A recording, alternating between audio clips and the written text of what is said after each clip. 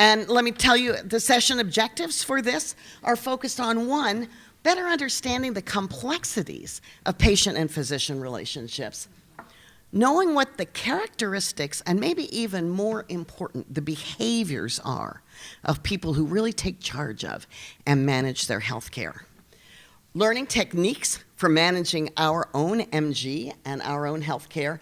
And finally, learning ways to maximize the value of your medical appointments. So I'm going to go through a little bit of what I learned in the research that I did. There was a paper published it was the state of multiple sclerosis. So, the focus was on the chronic disease of MS. There were 900 physicians who treat MS from 5 countries and 982 patients who participated in this. And we asked them to give their thoughts and opinions on what mattered most. And we asked the physicians, what do you think matters most to the patients? We asked the patients, what do you think matters most to the patient?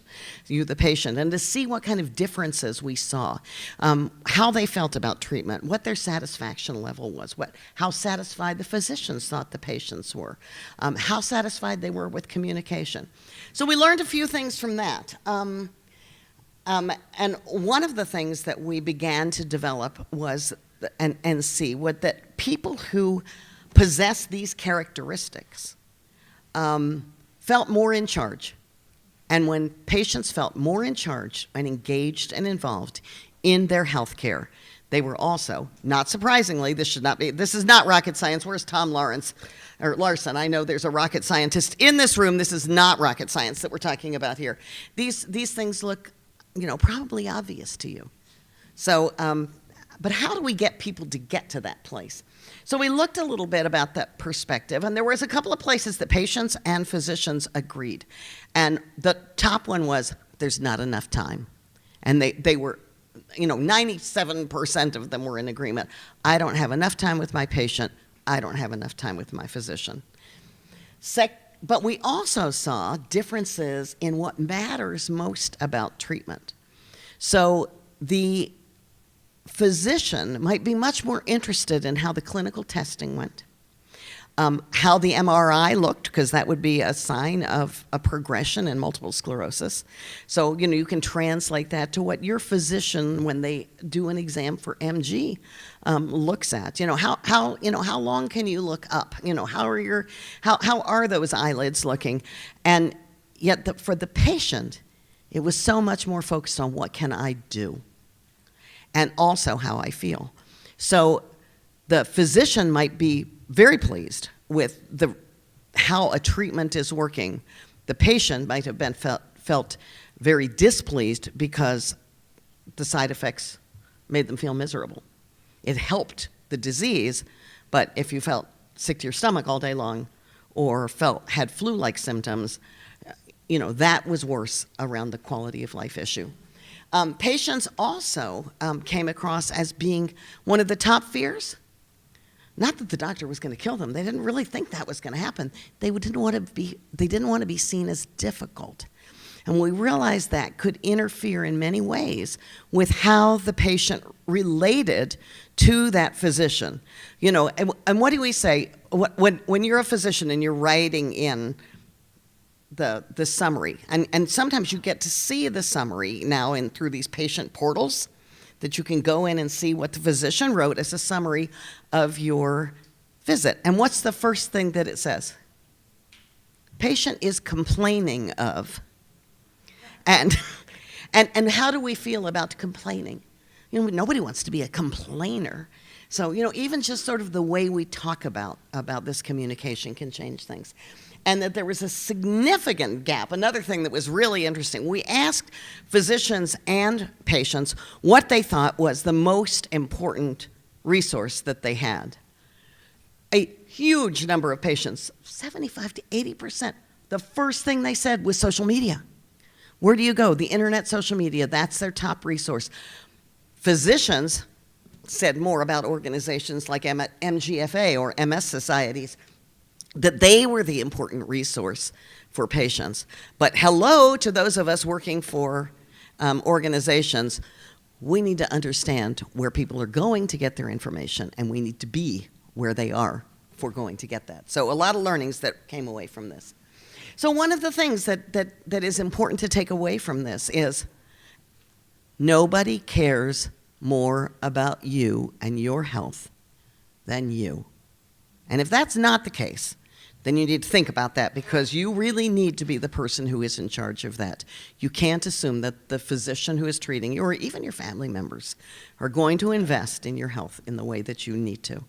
And secondly, this means learning to practice. It learns and to overcome old habits.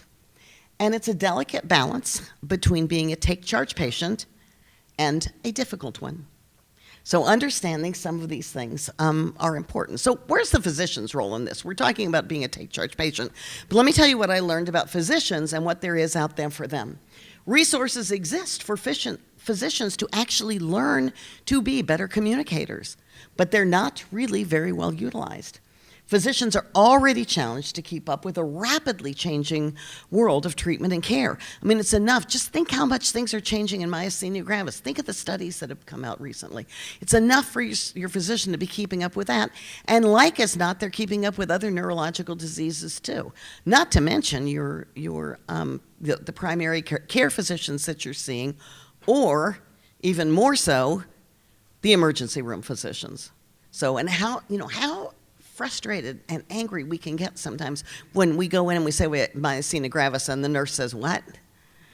But in fact, there are, some 40,000 rare diseases. They're not going to know them all. So what does that say about where our job is going to be? So several studies also show that physicians think they are good communicators. I liked this one, Beth. Now, this is orthopedic surgeons, so this hasn't been done for everybody. And I will, my neurology friends in the back who are there, I can remember a neurologist friend of mine said that in medical school, they used to say, yeah, the orthopedic surgeons, they're strong as oxes and twice as smart. And I don't think it was a compliment. So... But 79% of orthopedic surgeons, I don't mean to bash them, I have 2 replaced joints and I love my orthopedic surgeon, but 79% of them said they thought they were good communicators, and 21% of their patients said that their surgeons' communication skills were satisfactory. So we got a big divide there. Now maybe it's better in neurology. Maybe you guys are a little more sensitive, ladies are a little more sensitive. So, and certainly everyone in this room is excluded because you're wonderful communicators and we love you. But training physicians on communication may or may not be effective. There was a Journal of the American Medical Association study where they actually went into an institution. It was a university hospital institution, and they insisted that the residents, I believe it was the residents and the fellows and postdocs, we're going to go through this communication training program. They put everybody through the communication training program, and at the end, they tested this. They did a pre and post test. At the beginning, they tested their skills, and afterwards, they tested their skills, and they seem to have gotten a little worse. And so this may not, what I'm essentially saying to us is, we just can't count on that. If you get a physician who's a wonderful communicator, what a lucky thing. And there are many who are, but I suspect it's not because they got trained that way in medical school. In medical school, they're thinking about other things, and that's not what they're getting tested on. So let's talk a little bit about behaviors of take-charge patients. And these are some things to remember, and I'm going to suggest to you that behaviors are really the most important thing. One of the things we know, Suzanne Ruff's here, she's a psychologist, and I think she'll back me up on this.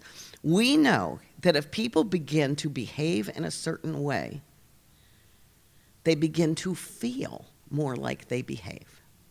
So in other words, if you begin to behave like a confident person, you start to feel more confident.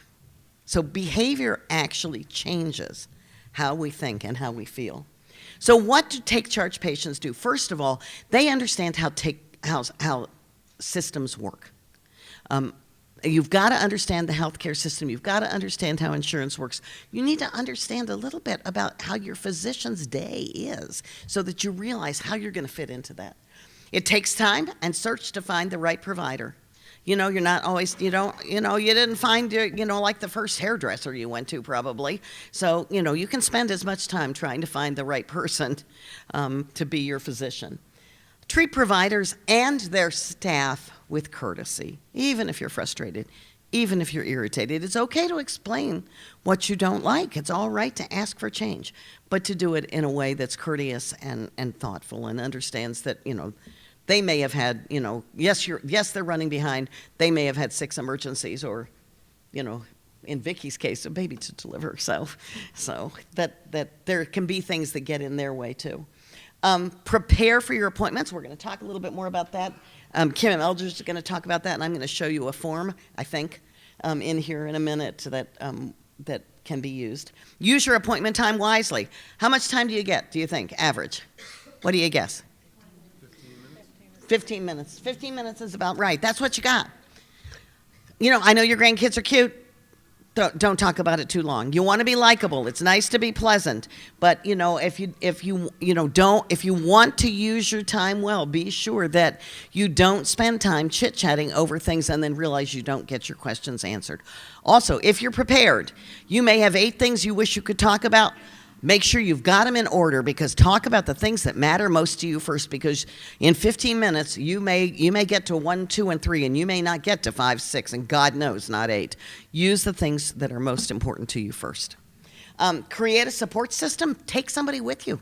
Sometimes if you get flustered, you think you're not going to remember things, even if you've written them down, then you walk out and you're like, dang, I meant to ask and I forgot. So make sure somebody's with you. Also, especially when you're getting complex news, when you're going through testing, when you're in the hospital, you need an advocate there with you, because it's hard to think straight sometimes. Use the internet, but use it judiciously. Don't believe everything you read. So evaluate information and sources, and you can check with MGFA, you can check with other organizations, you can check back with your doctor. I read about this miracle new drug. I read about this vitamin. What do you think? Ask me. Talk to other people. See what people know. Set reasonable expectations. The doctor can only do what we know how to do about MG at this stage. Create a collaborative relationship and be adherent, or at least if you're not, be upfront with the provider about it. Don't, be truthful. Don't go in and say, it's sort of like the people who go to the dentist, like, oh yeah, I floss 3 times a day. The dentist is like, yeah, I'm looking at the teeth. And so, be truthful, because otherwise your doctor may miss something and it's not their fault. Do not be afraid to seek a second opinion. And if your doctor is not happy about that, then it's time to maybe think about whether that's the doctor that you want, because doctors should be glad to say that and to have you say that and to welcome that. Don't be afraid to make changes if the relationship's not working. Now, I know this is easier for some of you than for others. You live in a city where you may have lots of choices, and you live in Raleigh, you're near Duke, yay. There's, University of North Carolina is not very far. I mean, there's so many places that you can go. Even, Charleston's not that far. There's great treatment that you can get. And then others of you don't have much to choose from. And you've got to make some choices and figure out what works best for you. And also be sure that you've created and shared legal health documents. Those are behaviors that take charge patients do, because you never know when someone might need them. So I'm going to tell you about something that was actually tested at Ohio State University, which is where I started my career in MS. I was the embedded social worker in the MS clinic there. The PACE symptoms of communications. And this, at Ohio State, they tried this out to see, was there a way that they could give patients something to use, an acronym and a quick tool to figure out how to get through and use their appointment in the best way. So this is what it looks like. As you can see, this is it's a 2-sided form, and it talks to you about how to provide information, about asking questions, the questions you want to put in, checking your understanding. Your doctor may repeat or clarify, repeat this back, expressing your concerns that you're worried about, review what you and the doctor agreed upon, presenting, asking, checking, and expressing. And remember to tell your doctor thank you at the end, and let them know how you're feeling about this. So, studies show that patients say they want as much information as possible, but we don't actually engage in as much information seeking during medical appointments as we might. So this system, can help you to do this. It's been evaluated in heart and cancer, and it worked. So people did have more satisfactory visits. So I've got some resources up here for you. I'm not going to go through all of these. I love this YouTube video from Patrick Krupka. He's a Fox TV health consultant, and he's a doctor, and he talks about communicating with your doctor, and he really does walk through some of the things. It's like you don't know what that office is like, and you don't understand how much time they're filling out paperwork for you when you're like, oh, can you get this? Oh, can you appeal this for me? So understand what their lives are like helps you not to be so cranky with them if they seem to be in a rush. There's some great books on becoming a take charge patient. 10 mistakes every patient makes. All like them. They're all written by patient advocates. So there's the physician point of view, but there's also the patient advocate point of view, which is very important. And some web pages with some general checklists and some good information. How about we first give Nancy a big round of applause? She does a lot of fantastic things for the foundation and deserves it. Okay, I'll kind of turn sideways while I'm giving this speech. All right, the keys to living the take charge lifestyle. And I really like this image I may have stolen from the interwebs, but I think it describes it perfectly. Life is what I make happen. And I think if everybody with MG wakes up in the morning and pushes that button like that little guy is, great things are going to happen to people with MG. So, okay, the squeaky wheel always gets the grease. How many people here are on IVIG? Raise your hands. What's the biggest problem with IVIG? Insurance, exactly. It takes way too long to get your approvals for the insurance. And you always have, if you are a squeaky wheel when going through the entire process, I think you can really speed up getting the approval. For instance, after your doctor writes your script and sends it over to your IVIG provider, I always follow it each step of the process through insurance, and you have to kill them with kindness while you're doing it. And on average, I'd say when I've needed the IVIG, I can get it anywhere from 7 to 10 days because I'm calling all the time and being very impatient. As in my last line over here, don't be a patient, be impatient. I think we could all refer to ourselves as impatients. We get the care much faster than we need. Merriam-Webster defines impatient as restlessly eager. I don't think there's any better term for being a patient. Okay, knowledge is power. Okay, there's a picture in the bottom left corner, and this is exactly what it looked like after my first couple weeks on as being a myasthenic. On prednisone, taking 60 milligrams of prednisone. So I used my time that I was up every single night to research as much as I could on MG until my eyeballs fell out. Also, I began social networking. There wasn't the fantastic groups we have today that like there are on Facebook, including the duct tape group that Roger Moore starts here. Go find him and get on his group because it's a fantastic group, and it's a great way to meet people, share knowledge, and just advance yourself with your myasthenia knowledge. And you can also take all that research and everything you learned on the interwebs to the doctor's office with you. One of my magic bullet for myasthenia is I take tacrolimus, and it's not too common of a prescribed medication.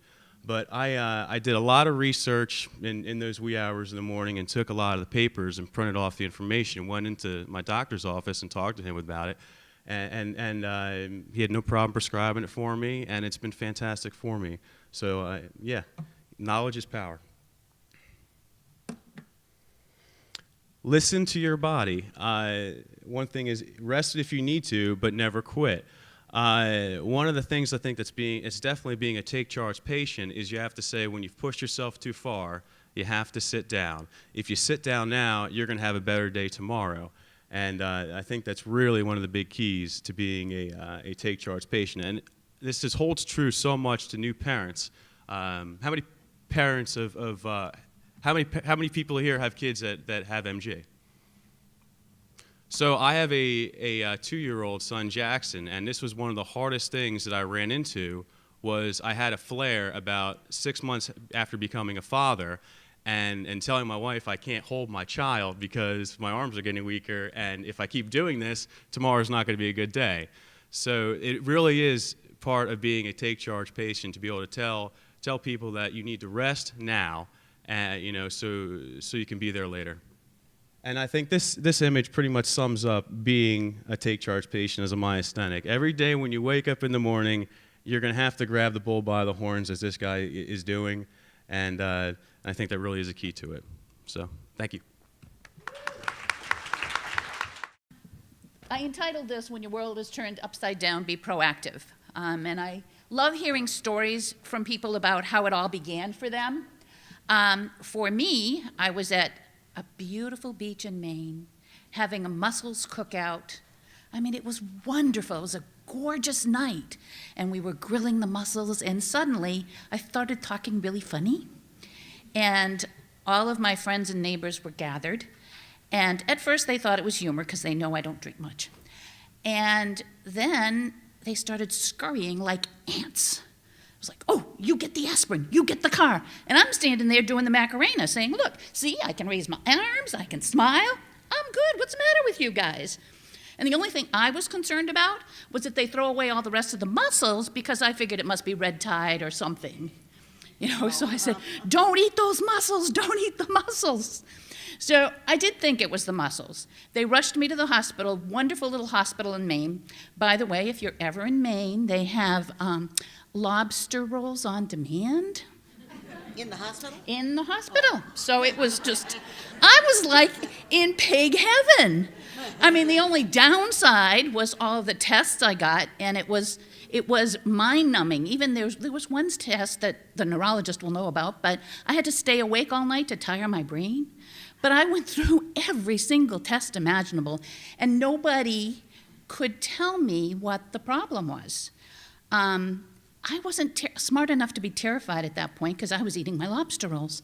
But everybody else around me was very nervous, because nobody could diagnose.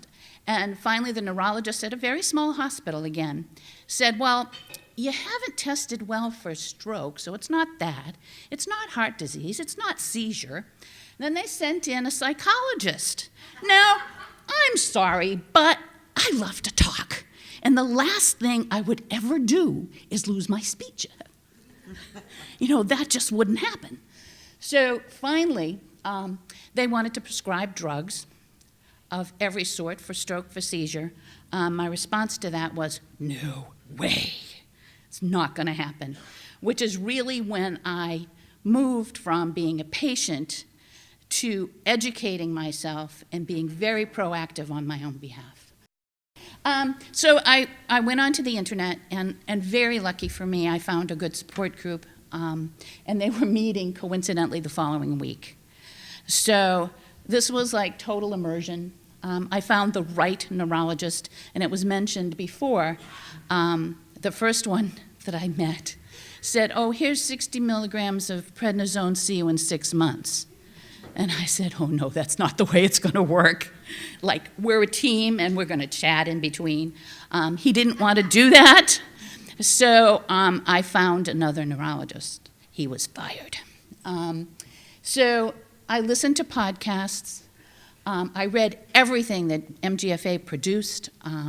I really became, I'm a librarian by profession, so I really used those skills to learn everything and to become very proactive. I spoke to my GP, who did his homework, which was great. The testing that year went on. Of course, they checked for thymoma, but while they checked for that, they found tumors. It was a crazy year of medical. So I kept a journal of every doctor. I have every card. That was a really heck of a bad year. Some suggestions. One of the things I've done is that I've taken the MGFA newsletter and the e-newsletter, and I've become, what could I say, a pain in the neck? Or a real advocate, activist. No health professional is safe around me, because they will get a newsletter, they will get information about MG. I was in the hospital just this week, and somebody came up to me and said, well, I'm going to take a list of your drugs. And I went, okay, here's the MG app on my phone. And oh, by the way, she said, my friend just got diagnosed and she's going crazy and she's in admission. Can she come talk to you? So all of a sudden you become a missionary. And you insist on meeting anyone who is part of your healthcare team. If you are going to have surgery, meet with the anesthesiologist. They tell you, oh, you'll meet just before you get into the OR. No, wrong. We're going to have a conversation before. And, oh, by the way, and you tell them something like, hey, I've got myasthenia gravis and I could die on the table, so don't you think he could make 15 or 20 minutes available for me? And that kind of scares them into chatting with you. Because then, yeah, really, so they don't want a bad statistic, you want a good relationship. So, and talk to your dentist. I mean, like I said, everyone, the ophthalmologist, he got newsletters. And oh, by the way, all of these people, after I mention it, have MG patients. I was amazed. The ophthalmologist, oh yeah, I've got some that could use this newsletter. You know, at the dentist, oh yeah, I've got a couple that could use this newsletter. So you really do become a missionary and an educator. Ask a lot of questions. Oh, the medical alert bracelet, that's the best part. One of the first things I did as I educated myself is I bought a cute little bracelet. Lauren's Hope has really great, for men and women, medical alert bracelets. It has saved me a couple of times. And they're pretty ones too. You know, they're more attractive. I figured if I'm going to have this thing for the rest of my life, I want it to be cute. I mean, you know, so, and you can get different colors. They're exchangeable. They can be casual. For men, they've got really nice looking ones that aren't like medical looking. So anyway, that was a good one. Read professional journals, newsletters like Neurology Now. I mean, those magazines are free. Read them, get everything you can get your hands on. Follow the drug company research, and put that MyMG app. If it is not on your phone, do it today, because it will really, really help you. What I'm still learning, don't assume that healthcare professionals know about MG, because they all don't. Educate and remind employers. Like sometimes, you know, they'll say, gee, you look normal, you look okay. You know, what's the matter? And all of a sudden you exhaust yourself and it's like, you're not so okay. Rest, and I keep having to remind myself that I'm not the crazy hyperactive overachiever that my brain thinks I am. This morning, I started out at Café Fleur de Lis, wonderful little breakfast. Then I thought, well, I'm not far from the cathedral, I might as well go there. Well, look, Jackson Park's right there. Let me just walk there. Oh, Café du Monde, gotta get there too. Oh, there's the farmer's market. Well, I'm not far from the Mississippi at this point. So 3 hours of walking later, I said, you know, this is probably not too smart. Get me into a pedicab and got back. So, you know, it's really, really hard. I don't know if you find this, but it's really hard to back off. And I say, get the psychological support you need. Try meditation, yoga. That does help kind of slow you down a little. Denial is a beautiful thing. It's a beautiful river, and, you know, things change, and you just have to adapt to it. And I'm still learning that. I just haven't gotten there yet. Keep a sense of humor if you can. And that, I think, has served me well. But you got to kind of laugh at it. Crazy friends. You know, I was chasing my dreams but tripped over reality and busted my head on the tree. I love the Minions. So it really is stuff I'm still learning. Oh, I think that's it, right? Thank you very much. I wish you all luck. If you have any comments, just feel free to email me. In your booklet today, right behind the presentations, you are going to see a form that looks like this, and this is a great form for you to have, and I carry mine with me in my wallet, and this is what it looks like.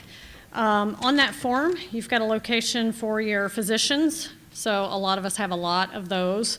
You can put all your physicians on there, surgeries and procedures. On the back, you can put all of your medications, or if you're like me, you need an extra page for that.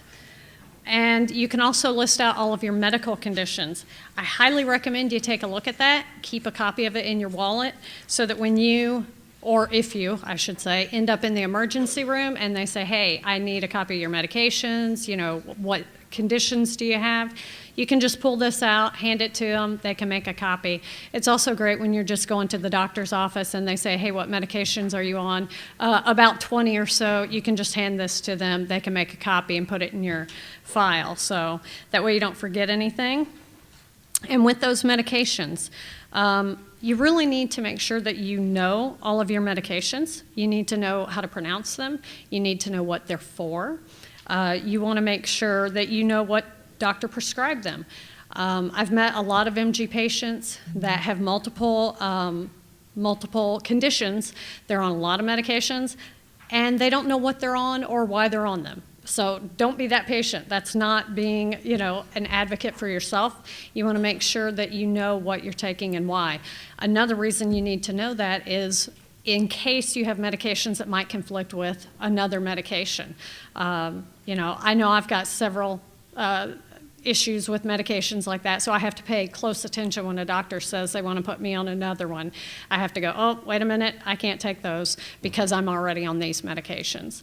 I also am an advocate for my mom. She does not have MG, but she's recently had several strokes. So I have to advocate for her. So I have to know her medications and all the medications that will conflict, which ones are urgent for her to get back on. She's had several emergency room visits, so I have to make sure that, you know, they make sure to get her back on, like her antiplatelets, her anticoagulants, obviously those being most important for a stroke patient. So make sure you know your meds, make sure you know why you're taking them, and if you have questions about those medications, you know, reach out to some of the Facebook groups. Don't hesitate to look them up online. There's a lot of information online about the different medications. There's no reason not to know what you're taking and why. Also, back to a point that Nancy made, when you go into the doctor, have a list. You know, I'm sitting here, I'm using my phone. A lot of us have phones, we carry them around 24/7. You know, as you're going between doctor's appointment, keep your phone handy. Write down your symptoms. Write down those things that come to mind that you want to talk to your doctor about. But before you go to that doctor's appointment, make that list smaller. You've probably got 10 or 15 items on that list, and you are not going to have time to go through that. What a lot of people do is they go into their doctor and they just start this whole list of, you know, oh, my head hurts, my hip hurts, my arm hurts, and, you know, before they know it, they've gone through all of these symptoms, and they never got to the ones that were most important. The doctor has cut them off. They've decided, you know, the doctor's decided, these are your most important things, and this is what we're going to do to deal with those. You walk out and you say, I just did not communicate to my doctor very well, or he wasn't listening. But in actuality, you really should have limited it to the 2 or 3, or even 1 or 2 most important items for your doctor. So make sure, take that list, pare it down to just a couple items that you feel are most important, that you really want to make sure the doctor knows. And also, if you do have multiple conditions, you need to make sure you let them know if something has changed with another condition, if you're taking a new medication, things like that. So when you do have multiple conditions, sometimes we have to get our doctors to work together. And this is a challenge. I know it's a challenge I have faced. A couple of years ago, I landed in the hospital because of MG. And when I got out, my neurologist wanted to put me on another immunosuppressant. I was already on something for my RA, and he says, well, go talk to your rheumatologist and let's see what we can put you on. So I go to my rheumatologist and I said, my neurologist wants to know what we can put me on. And of course, he just looks at me and he says, here's my cell phone number, have him call me. And that was the best feeling, right? Because at that point, my rheumatologist took charge and said, I'm going to fix this and run with it. And I love my rheumatologist. So I called my neurologist, said, here's his phone number. You guys work it out and get back to me. And that's what they did. And so Sometimes, though, we have to really step forward and say, wait a minute, I'm not going to be the middleman. You need to call my other doctor, rheumatologist or whatever other doctor that you may have to deal with, and you need to work it out with them what I need to be on. When you're on multiple immunosuppressants for multiple conditions, there's a lot of things they have to watch, obviously. They don't want to get your white blood cell counts too low, so they need to be talking. We don't need to be the middleman.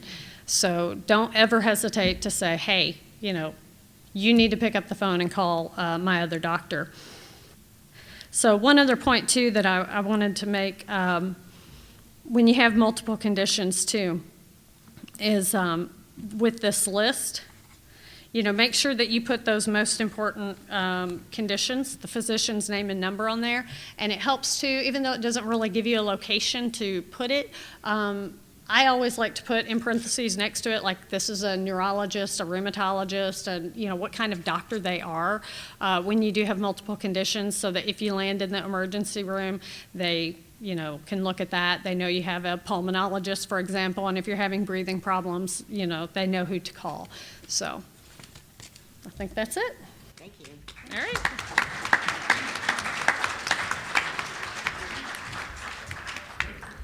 Well, I learned a lot. I learned some tricks from you all. I have one more trick I want to impart, and this works. So when you've gotten through your 10, 15 minutes and you've gotten through your 3 top questions, but you still have 2 more, and the doctor is standing with 1 foot out the door and the door open, it's okay to say, I had 2 more questions. Are you in a big hurry? And they usually come back in. So, even if they say they're in a big hurry, you're like, well, could we make a time for me to call? And, just all you say, it's like, okay, but could I call you then and make sure I get these answered? So that's a way to be, you can be assertive and not be nasty.